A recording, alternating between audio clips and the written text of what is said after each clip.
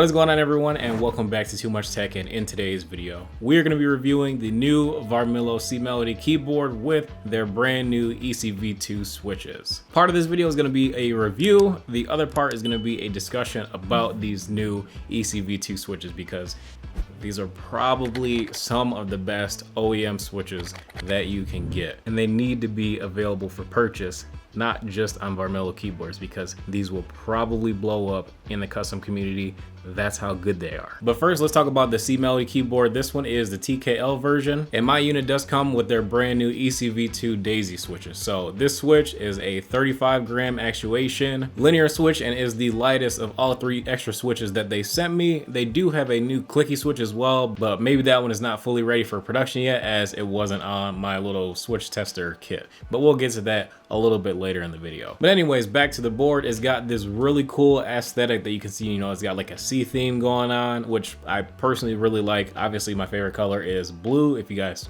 can't already tell, but I am really digging this light blue and white combo with these dye sublimated PBT keycaps. So the keycap quality and the art, it just looks fantastic, like hands down. Especially since they have like a ton of different colorways and art styles too available. These Varmilo keyboards are probably some of the best design keyboards if you're looking for something a little bit different. Like, this is about as close as you get to getting a, I would almost say, a custom keyboard without having to pay the price of doing like your own full custom build. If you're looking for something to take like a lot of Instagram photos and share and all that good stuff, I would definitely consider getting one of the Varmilo keyboards with all their different designs. I'm sure they got something that will fit in with your theme. Now, this keyboard does not feature RGB lighting, which is okay to me, but it does have a white LED backlight, so that's pretty nice. In terms of the build quality, I like it quite a bit. It does feel a little hefty as well, so it doesn't feel cheap by any means, and I actually quite enjoy having this thing on my desk. You do have one level of height adjustability. If you look around back, it does have like this little plate that tells you like the serial number and all that good stuff. It just looks kind of cool. And in the back, you can definitely tell it's like some kind of reinforced harder plastic. Like, the plate that they probably use is probably a decent quality. If I had to guess, maybe it's some kind of aluminum or stainless steel. But either way, I didn't open up this keyboard because it's just a little too nice, and I don't want to mess around with possibly messing it up because it just looks so good. It's a TKL, so it's nothing really unique about the form factor, I would say, but on the keycaps themselves, they do have some really nice art printed. You do have all your shortcuts printed as well. And really, the only bad thing that I can say about the build is just the fact that it doesn't have USB Type-C. It has mini USB, not even micro USB. And then the port is receded pretty far back, so you're probably not going to use any custom cables with this keyboard. That's the most disappointing thing I have to say about this so far. Now, could you use like some kind of like, you know, mini USB to USB Type-C adapter to make it work? You definitely could, but I feel like that would just be a little bit of a nuisance. But at least the cable that they give you is this nicely colored baby blue cable that matches. Let's get to the goodies of this keyboard. These brand new Varmilo switches, man, they are so good. So my unit came with these Daisy switches. They are super light. For gaming, they work very well. I'm not gonna say that they are the absolute easiest to type on. It kind of reminds me of like using a SteelSeries Apex Pro or a Razer Huntsman Tournament Edition with that super light, almost hair trigger actuation of the keys. This has a very similar feel, even though I want to say it might be a 2mm actuation because the spring is so light. The very lightest touch, without bottoming out at all, will actuate the switches. So if you like to type a lot and you don't really know how to touch type, maybe the Daisy switch is not the switch for you. But I'm sure you will still enjoy the qualities of it, since the fact that all these new Varmilo switches have a little bit of factory lube on them, and they are incredibly smooth. Like, I'm talking, if I have Kale as my #1 switch in terms of like just being smooth without having to mod at all and not lube from the factory,